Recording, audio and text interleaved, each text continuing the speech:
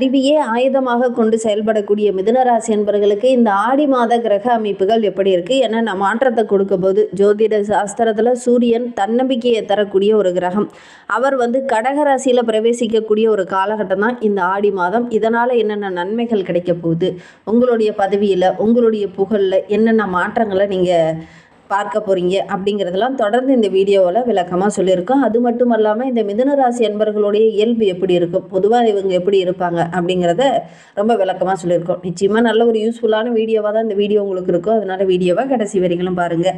நீங்கள் இப்போ தான் ஃபஸ்ட் டைமாக நம்ம சேனலில் பார்க்குறதா இருந்தால் நம்ம சேனலை சப்ஸ்கிரைப் பண்ணிக்கோங்க. கூடவே இருக்கிற பெல் ஐக்கானையும் கிளிக் பண்ணிக்கோங்க. அப்போ தான் நாங்கள் போடுற ஒவ்வொரு வீடியோவுமே உங்களுக்கு நோட்டிஃபிகேஷனாக வரும். நீங்கள் மிதுன ராசி என்பராக இருந்தால் மறக்காமல் நம்மளுடைய சேனலுக்கு ஒரு லைக் கொடுத்துக்கோங்க. உங்களுடைய உறவுகள் வகையில், நண்பர்கள் வகையில் யாராவது மிதுன ராசி என்பர்கள் இருக்காங்கன்னா மறக்காமல் இந்த வீடியோவை அவங்களுக்கும் ஷேர் பண்ணிவிடுங்க. இந்த மிதுன ராசி என்பர்களுடைய ராசி அதிபதி புதன் அப்படிங்கிறதுனால நல்ல ஒரு பேச்சாற்றல் உடையவங்களாக இந்த மிதுன ராசி என்பர்கள் இருப்பாங்க. சிந்தனையே பார்த்தீங்கன்னா வெற்றி பாதைக்கான சிந்தனையாக தான் இந்த மிதுன ராசி என்பர்களுடைய சிந்தனை இருக்கும் அப்படின்னு சொல்லலாம். ஏன்னா அற்புதமான ராசியில் நம்மளுடைய மிதுன ராசியும் ஒன்று அப்படின்னு சொல்லலாம். எந்த சூழ்நிலையில் எப்படி நடந்துக்கணும், யாருக்கிட்ட எப்படி பேசினா கரெக்டாக அந்த காரியம் நடக்கும் அப்படின்னு கண்டுபிடிச்சு அந்த திறனை வளர்த்துக்கிட்டு அதற்கு தகுந்த மாதிரி அந்த இடத்துல பேசக்கூடிய ஒரு நபர்களாக இந்த மிதுன ராசி என்பர்கள் இருப்பாங்க. இயற்கையாகவே இவங்களுக்குள்ள அந்த டேலண்ட் இருக்கும் அப்படின்னு சொல்லலாம். கிரகநிலை, நட்சத்திரங்கள் இது எல்லாமே இவங்களுக்கு அந்த மாதிரி தான் இருக்குது அப்படின்னு சொல்லலாம். தொழிலில் பெரும்பாலும் பார்த்திங்கன்னா நல்ல ஒரு வளர்ச்சி இருக்கும் அப்படின்னு சொல்லலாம். ஒரு சில விஷயங்களில் பார்க்கும்போது நம்மளுடைய மிதுன ராசி என்பவர்கள் 2-3 தொழிலெலாம் செய்வீங்க. ஒரே தொழிலாக செய்கிறது உங்களுக்கே பிடிக்காது, போர் அடிக்குது அப்படின்னு சொல்லுவீங்க. ஒரு தொழில் மட்டும் என்னுடைய வருமானத்துக்கு போதுமானது அப்படின்னு நீங்கள் நினச்சி அந்த தொழிலே தொடர்ச்சியாக ரொம்ப நாள் செய்ய மாட்டீங்க. எக்ஸ்ட்ரா பார்ட் டைமாக இன்னொரு தொழில் செய்வீங்க. அல்லது நீங்களே கூட ஒரு சிலர்லாம் வியாபாரம் தொடங்குவீங்க. வீட்டிலே ஏதாவது வியாபாரம் செய்யலாம் அப்படிங்கிற மாதிரி ஒரு சில வியாபாரம் செய்வீங்க. ஒரு சிலர் வேலைக்கு போயிட்டு இருப்பீங்க. எக்ஸ்ட்ரா பார்த்திங்கன்னா வீட்டிலே கூட ஏதாவது ஒரு தொழில் செஞ்சு அதில் எக்ஸ்ட்ரா ஒரு வருமானம் ஈட்டக்கூடிய ஒரு நபர்களை இந்த மிதுன ராசி என்பர்கள் இருப்பாங்க. உங்களுடைய வீட்டில் மிதுன ராசி என்பர்கள் யாராவது இருக்காங்க அப்படின்னா அவங்களும் இந்த மாதிரி 2 தொழில் செய்யக்கூடிய அன்பர்களாக இருக்காங்களா அப்படிங்கிறத மறக்காமல் எங்களுடைய கமெண்ட் பாக்ஸில் தெரிவிங்க. நம்மளுடைய மிதுன ராசிக்கு ராசி அதிபதி புதன் அப்படிங்கிறதுனால அறிவுக்காரகன் அப்படிங்கிறதுனால இவங்க கல்வியில் நல்ல டேலண்ட் பர்சனாக இருப்பாங்க. நல்ல கணக்கு போடக்கூடியவங்களாக இருப்பாங்க. புத்திசாலித்தனம் அதிகம் நிறைந்தவங்களாக இருப்பாங்க. ஏன்னா அறிவுக்காரகன் என்று சொல்லக்கூடிய அவரே உங்களுக்கு ராசிநாதனாக இருக்கிறதுனால ரொம்ப சுறுசுறுப்பாகவும் எந்த ஒரு விஷயத்தை சொன்னாலும் அதை டக்குன்னு புரிஞ்சு அதை செயல்படக்கூடிய ஒரு நபர்களாகவும் இந்த மிதுன ராசி என்பர்கள் இருப்பாங்க அப்படின்னு சொல்லலாம். புதுசாக ஒரு விஷயத்தை இவங்க கிட்ட சொல்லணும் அப்படின்னா டக்குன்னு புரிஞ்சுப்பாங்க. அதை உடனே செயல்படுத்த ஆரம்பிச்சிடுவாங்க. இந்த புதுசாக செய்கிற விஷயங்கள்லாம் இவங்களை வச்சு நம்ம செஞ்சோம் அப்படின்னா டக்குன்னு கற்றுக்கிட்டு அடுத்த விஷயத்தை நோக்கி பயணிக்கக்கூடிய ஒரு நபர்களாக இந்த மிதுன ராசி என்பர்கள் இருப்பாங்க அப்படின்னு சொல்லலாம். இந்த மிதுன ராசியில் எந்த கிரகமும் உச்சமோ நீச்சமோ அடைகிறதில்ல. இவங்களுடைய ராசி அதிபதி புதன் அவர் மட்டும் ரொம்ப பலமாக இருக்கிறார். மற்றபடி இந்த ஜோதிடத்தில் பார்க்கும்போது ஒரு கிரகம் உச்சமாகுது அப்படின்னா அதோடைய முழு பலமும் கிடைக்கும் அப்படின்னு சொல்லுவாங்க. ஒரு கிரகம் நீச்சமாகுது அப்படின்னா அந்த பலத்தோடைய தன்மை கொஞ்சம் குறையும் அப்படின்னே சொல்லலாம். வேத ஜோதிட மரபுபடி பார்க்கும்போது நம்மளுடைய மிதுன ராசிக்கு எந்த கிரகமும் நீச்சமோ உச்சமோ அடையாதனால இவங்களுக்கு இவங்களுடைய அறிவை கரெக்டாக பயன்படுத்துறதுக்கான எல்லா வழிகளுமே இவங்களுக்கு கிடைக்கும் அப்படின்னு சொல்லலாம். இந்த மிதுன ராசியில் மிருகசீரிடம் 3-4 பாதம் செவ்வாயோட நட்சத்திரம். இந்த செவ்வாயோட நட்சத்திரம் இந்த மிருகசீரிட நட்சத்திரக்காரர்களுக்கு இருக்கிறதுனால இவங்களுக்கு துணிச்சல் அதிகமாக இருக்கும். எந்த ஒரு விஷயத்துலையும் அலசி ஆராயாமல் இறங்க மாட்டாங்க. ஒரு தொழிலில் இறங்குறதா இருந்தால் கூட அதை பற்றி எல்லாத்தையும் அலசி ஆராய்ச்சிட்டு அப்புறம் தான் இறங்குவாங்க. புதுசாக நிறைய விஷயங்களை கற்றுக்குவாங்க இந்த மிருகசீரிட நட்சத்திரக்காரங்க. ஏன்னா செவ்வாயோட நட்சத்திரம்ங்கிறதுனால நிறைய விஷயங்களை கற்றுக்குவாங்க. சாதாரணமாக ஒரு பேப்பர் இருக்குதுன்னா கூட அதை எப்படி பயனுள்ளதாக மாற்றிக்கலாம், அதை எப்படி லாபகரமாக மாற்றிக்கலாம், அதில் ஒரு டிராயிங் வரைஞ்சி அதை விற்பனை செஞ்சோம்னா கூட நல்ல லாபம் கிடைக்கும் அப்படிங்கிற மாதிரி யோசிக்கக்கூடிய ஒரு நபர்களாக இந்த மிருகசீரிட நட்சத்திரக்காரங்க இருப்பாங்க.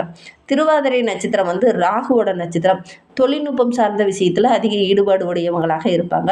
புதுமையாக சிந்திப்பாங்க. வெளியூர் வெளிநாட்டுக்கு போகணும், நல்ல பொருள் ஈட்டணும் அப்படிங்கிற மாதிரி ஒரு எண்ணம் பெரும்பாலும் இவங்களுக்கு இருக்கும் அப்படின்னு சொல்லலாம்.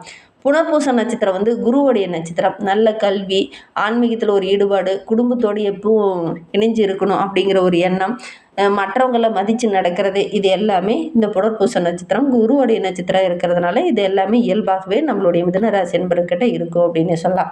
மிதுன ராசி என்பர்களுக்கு எந்த மாதிரி தொழில் அமையும் அப்படின்னு பார்த்தீங்கன்னா ஆசிரியர், வழக்கறிஞர், பத்திரிகை சார்ந்த தொழில், டிஜிட்டல் மார்க்கெட்டிங் சார்ந்த தொழில், வியாபாரம் செய்கிறது, கணினி சார்ந்த தொழில், வங்கியில், மீடியாவில், எழுத்தாளராக இந்த மாதிரி தொழிலில் நம்மளுடைய மிதுன ராசிக்கு ரொம்ப அருமையாக அமையும் அப்படின்னு சொல்லலாம். மிதுன ராசிக்கு நட்பு ராசியாக பார்த்திங்கன்னா துலாம், கும்பம், மேசம், சிம்மம் இது எல்லாமே நட்பு ராசி அமையும். இவங்கெல்லாம் வாழ்க்கை துணையாக அமைஞ்சாங்கன்னா கூட இவங்களுடைய வாழ்க்கை ரொம்ப சிறப்பாக இருக்கும் அப்படின்னு சொல்லலாம். இந்த மிதுன ராசிக்கு ரொம்ப சவாலாக இருக்கக்கூடிய ஒரு ராசி அப்படின்னு பார்த்திங்கன்னா கன்னி ராசி. ஏன்னா கன்னி ராசியும் புதனுடைய ராசி. இவங்கள மாதிரியே அவங்களும் டேலண்டாக யோசிக்கிறதுனால பெரும்பாலும் இந்த மிதுன ராசிக்கும் இந்த கன்னி ராசிக்கும் ஒத்து வராது அப்படின்னு சொல்லலாம். எங்கெல்லாம் தப்பு பண்ணுறாங்களோ அங்கெல்லாம் திருத்திக்கிட்டே இருப்பாங்க இந்த கன்னி ராசி என்பர்கள். அதனால் பெரும்பாலும் இந்த மிதுன ராசிக்கும் கன்னி ராசிக்கும் செட்டே ஆகாது. ஒரு தொழிலோ ஒரு வியாபாரமோ செஞ்சாங்கன்னா கூட பார்த்திங்கன்னா கொஞ்சம் சவாலாக தான் இருக்கும். நிறைய போராட வேண்டிய ஒரு சூழ்நிலை அமையும். மீன ராசி தான் இது 2 ராசியுமே நம்மளுடைய மிதுன ராசிக்கு கொஞ்சம் பொருந்தாது அப்படின்னு சொல்ல. எதுக்கும் உங்களுடைய தனிப்பட்ட ஜாதகத்தில் தசாபுத்தி உங்களுடைய லக்ன பலன்களை வைத்து கணிக்கும்போது தான் அது கரெக்டாக சொல்ல முடியும். ஜோதிடரோட நம்பர் மேலே கொடுத்துருக்கோம். அந்த நம்பருக்கு காண்டாக்ட் பண்ணுங்கள். நம்மளுடைய மிதுன ராசிக்கு ஒரே ஒரு பழமொழி சொல்லலாம். ஏன்னா அறிவு, உள்ளம் இது எல்லாமே ரொம்ப தெளிவாக இருக்கக்கூடிய ஒரு நபர்கள் தான் நம்மளுடைய மிதுனராசி என்பர்கள். இவங்க ரொம்ப தெளிவாக இருக்கிறதுனாலேயே ஒவ்வொரு விஷயத்துக்கும் பல வழிகள் இவங்களுடைய கண்ணில் தென்படும். அதனால தான் ஒரு தொழிலில் ஒரு பிரச்சனை நடக்குது அப்படின்னா நிறைய விதமான ஐடியாஸை கொடுக்கக்கூடிய ஒரு நபர்களாக இந்த மிதுனராசி என்பர்கள் இருப்பாங்க அப்படின்னு சொல்லலாம்.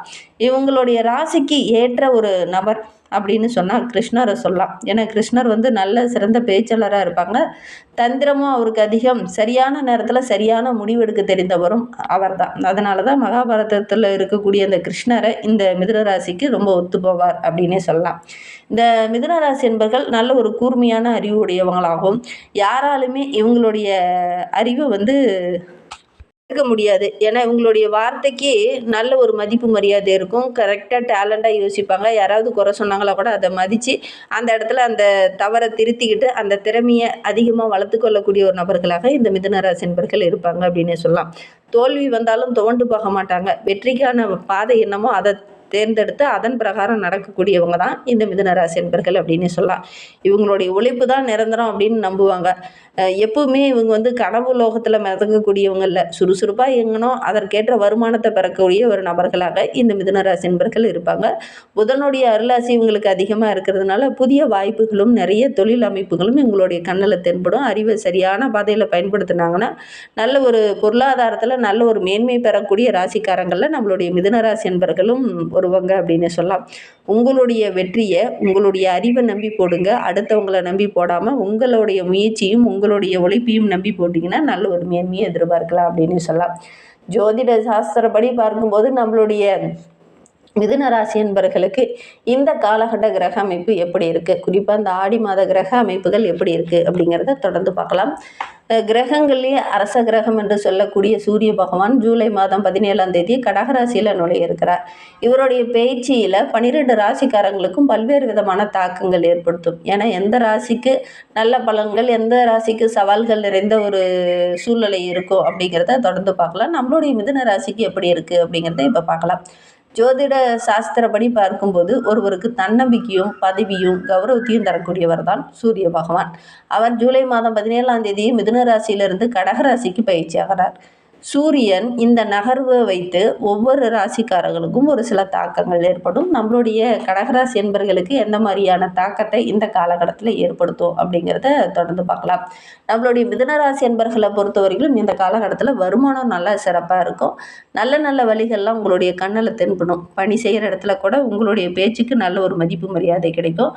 கடந்த காலத்தில் அதிக உழைப்பை போட்டும் போதுமான வருமானம் இல்லாமல் கஷ்டப்பட்டுட்டு இருந்தவங்களுக்கு இந்த காலகட்டத்தில் நல்ல வருமானம் கிடைக்கும். உழைப்புக்கேற்ற நல்ல பலன் கிடைக்கும். வேலை செய்கிற இடத்துல நல்ல ஒரு மதிப்பு மரியாதை கூப்பிட்டு பாராட்டுவாங்க. மேலிடத்துல இருந்து இருக்கிறவங்கெல்லாம் கூப்பிட்டு பாராட்டுவாங்க. அந்த அளவுக்கு நல்ல ஒரு யோகமான கிரக அமைப்பு இந்த மிதுனராசிக்கு அப்படின்னு சொல்லலாம்.